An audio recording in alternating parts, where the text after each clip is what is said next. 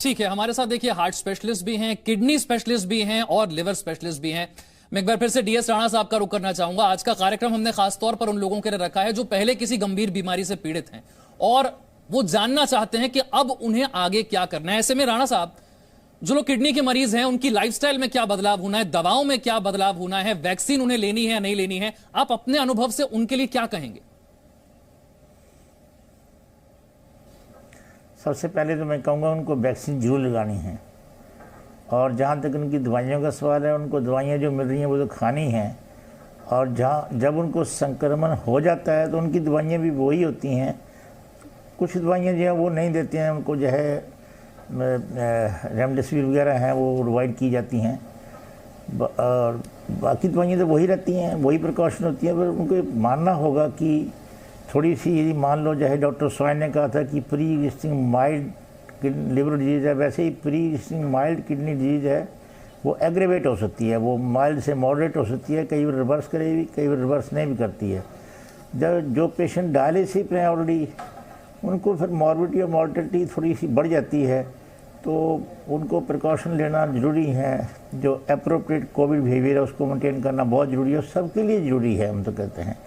और एक चीज़ में जो है अशोक जी ने समझाया आपको कि मास्क ठीक तरीके से लोग नहीं पहनते हैं। एक मैं और ऑब्ज़र्व कर रहा हूँ कि बहुत से लोग पॉजिटिव हो जाते हैं, फिर छुपाने की कोशिश करते हैं, अपने घूमते रहते हैं ऐसे ही, क्यों उनको कोई सिम्टम नहीं होते हैं।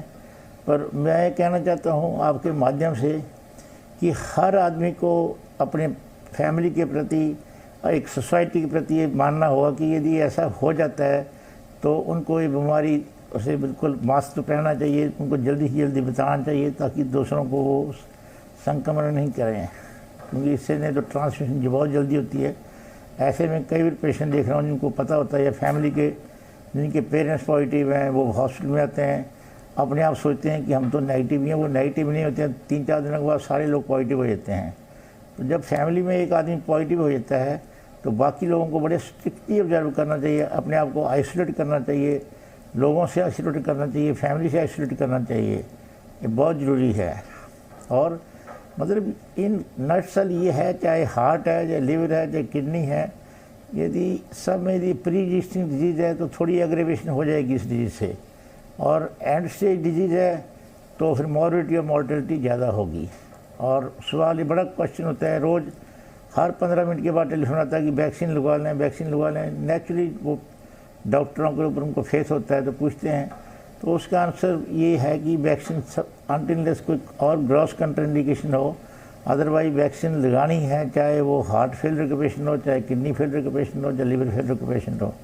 जितने लोग मैक्सिमम वैक्सीनेशन लगाएंगे, अभी तक अगर वैक्सीनेशन की बाकी स्टडी बाद में आती रहेंगी, पर आज की डेट में जब तक कोई दवाई नहीं निकली है तो vaccination the only answer, vaccination. ठीक है, वैक्सीन ही एकमात्र विकल्प है इससे बचने का। डॉक्टर अद्विंदर सिंह सोइन, जो लोग लिवर के मरीज हैं उनका एक बड़ा कॉमन सवाल है कि क्या कोरोना लिवर को परमानेंट डैमेज कर सकता है, और इससे बचने के लिए लाइफस्टाइल में, दवाओं में उन्हें क्या बदलाव अब करने जरूरी हो गए?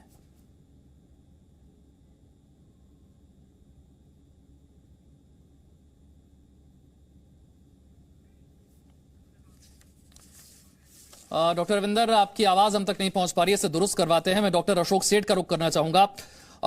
एक बड़ा कॉमन सवाल यह आ रहा है कि कोरोना के बाद क्या हार्ट अटैक का खतरा बढ़ जाता है? कई लोग हमने देखे जो कार्डियक अरेस्ट से जिनकी मौत हुई है। क्या यह बात ठीक है कि कोरोना के बाद हार्ट अटैक का खतरा बढ़ जाता है?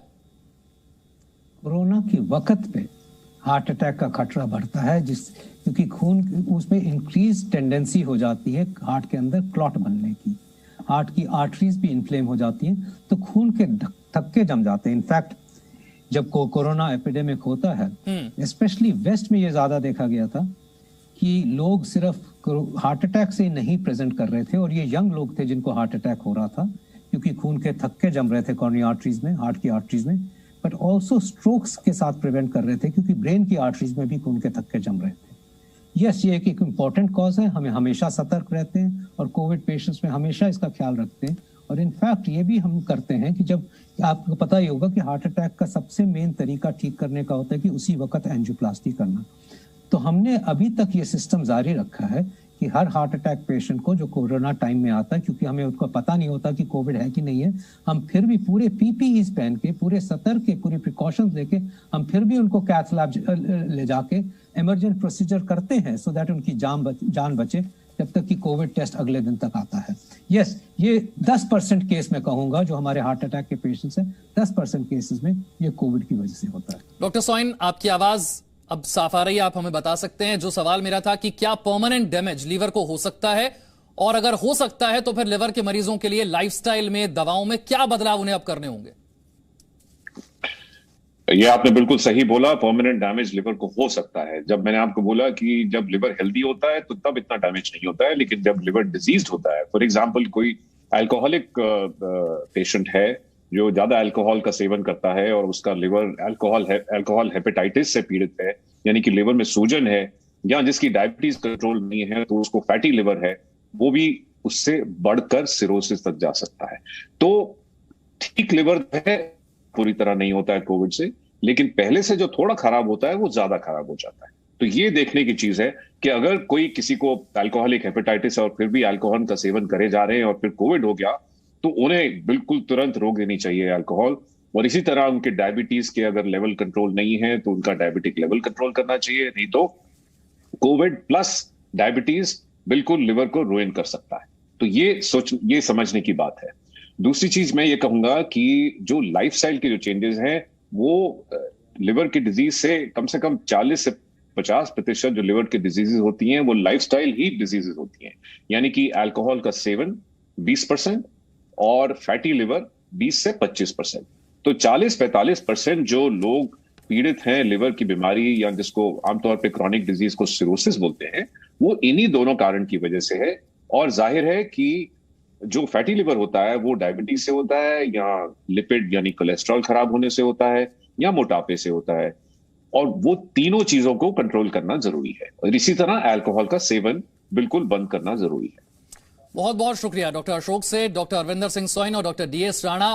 देखिए, चाहे आपको हार्ट से संबंधित कोई तकलीफ है, लिवर से संबंधित या फिर किडनी से संबंधित, देश के सबसे बड़े और एक्सपर्ट डॉक्टर्स का पैनल हम आपके लिए लेकर आए, ताकि आपके मन में जो भी शंकाएं हैं, जो भी भ्रम है, जो सवाल है, उनका समाधान हो पाए, उनके जवाब आप तक पहुंच पाए, और इस संक्रमण काल में आप अपने आप को कोरोना से, अपने परिवार को कोरोना से बचा सके। बहुत बहुत शुक्रिया सभी खास मेहमानों का हमारे साथ चर्चा में जुड़ने के लिए।